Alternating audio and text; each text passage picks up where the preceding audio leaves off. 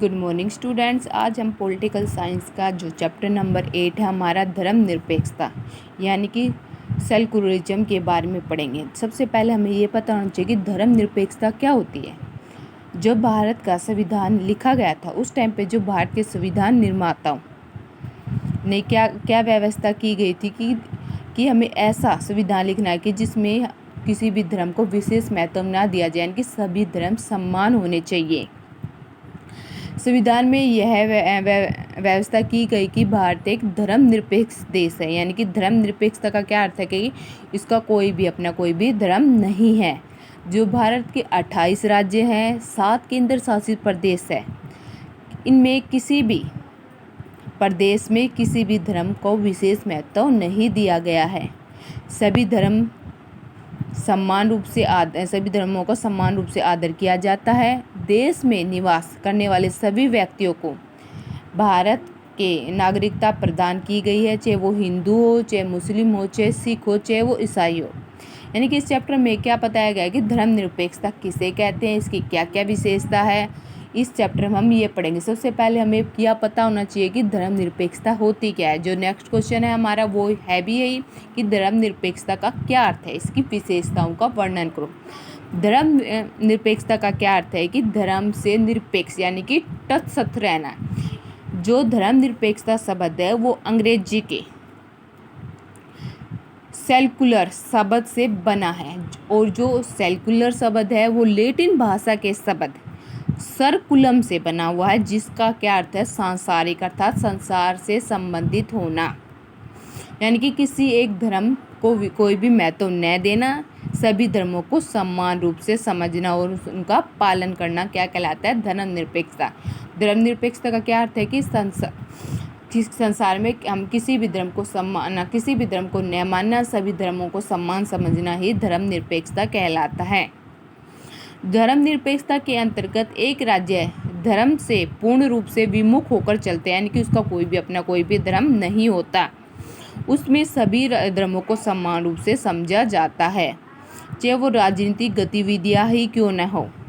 वर्तमान समय में समाज में लोकतांत्रिक शासन प्रणाली का अधिक महत्व है।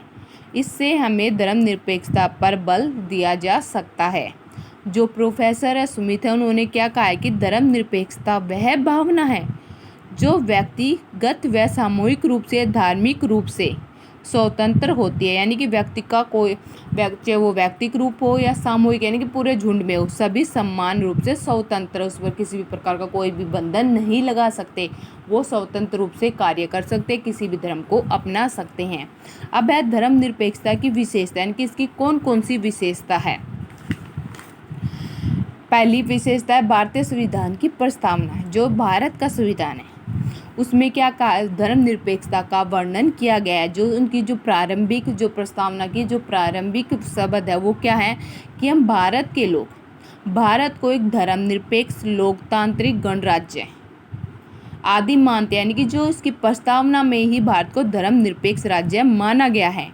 सन 1976 में 42वें संवैधानिक संशोधन द्वारा जो धर्मनिरपेक्षता शब्द है वो इसमें जोड़ दिया गया है। अतः भारतीय संविधान किसी धर्म या वर्ग के लिए नहीं बल्कि सभी लोगों के लिए समान रूप से सुविधा प्रदान करता है। सेकंड पॉइंट हमारा कानून के समक्ष समानता है, यानी कि कानून के समक्ष सभी समान हैं। जो हमारा धर्मनिरपेक्षता शब्द है वो कानून को समान रूप से मानता है, यानी कि कानून के सामने कोई भी व्यक्ति छोटा नहीं है, कोई व्यक्ति बड़ा नहीं है, सब समान रूप से है, वो किसी भी जाति वर्ग से संबंधित क्यों न हो। पॉइंट नंबर 3 है हमारा छुआछूत की समाप्ति।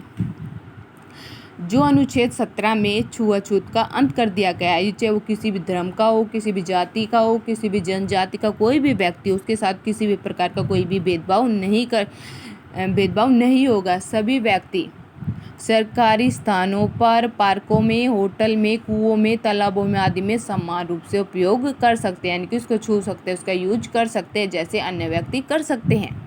फोर्थ है धार्मिक स्वतंत्रता का अधिकार। जो हमारा अनुच्छेद 25 से लेकर 28 तक हमें किसी भी धर्म को अपनाने की स्वतंत्रता प्रदान की गई है। इस अधिकार के अनुसार प्रत्येक व्यक्ति अपने धर्म का प्रचार व प्रसार करता है। वह किसी भी धर्म को अपना सकता है, किसी भी धर्म को छोड़ सकता है, उसे धार्मिक स्वतंत्रता प्रदान की गई है। फिफ्थ है सरकारी नौकरी को समान अवसर, यानी कि अनुच्छेद 16 में कोई भी नागरिक जिसकी योग्यता पूरी हो चुकी है वो किसी भी नौकरी को प्राप्त कर सकता है, चाहे वो किसी भी जाति का हो, किसी भी जनजाति का हो, सबको समान रूप से समान अधिकार प्रदान किए गए हैं। अगला है धार्मिक प्रचार के लिए कर लगाने की मनाही, यानी कि अनुच्छेद 27 में कोई भी व्यक्ति किसी भी धर्म को तो अपना सकता है, लेकिन वो धर्म के लिए किसी भी व्यक्ति को कर नहीं लगा सकता, यानी कि उसको कर दे नहीं सकता। यानी कि व्यक्ति अपनी इच्छा से धार्मिक संस्था को पैसे दे सकते हैं, लेकिन उसको विवश नहीं किया जा सकता। अगला पॉइंट है धार्मिक शिक्षा की मनाही। अनुच्छेद 28 के अंतर्गत सरकारी शिक्षा संस्थाओं में धार्मिक शिक्षा प्रदान करने की मनाही है, यानी कि स्कूलों में, कॉलेजों में, विश्वविद्यालयों में हम किसी भी धर्म का प्रचार नहीं कर सकते।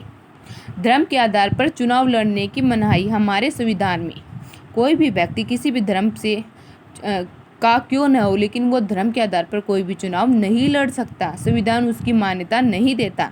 प्रत्येक व्यक्ति नागरिक भेदभाव से ऊपर उठकर व्यक्तियों को वोट देता और उनके लिए जन कल्याणकारी कार्य करता है। यह आवश्यक नहीं है कि यदि कोई सिख व्यक्ति चुनाव लड़ता है तो संपूर्ण सिख समाज उसको वोट दे, यानी कि व्यक्ति को धर्म के आधार पर वोट देने का कोई भी अधिकार नहीं है।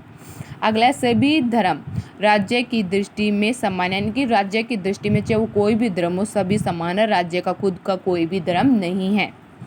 धार्मिक अल्पसंख्याओं को अपने धर्म की रक्षा के लिए मौलिक अधिकार, लेकिन हमारे संविधान में अनुच्छेद 29 और 29 में जो अल्पसंख्यक यानी कि जिनकी संख्या कम है, ऐसे धर्म व संस्कृति की रक्षा करने के लिए उन्हें मौलिक अधिकार प्रदान किए गए हैं कि वो अपने धर्म का प्रचार कर सकते हैं।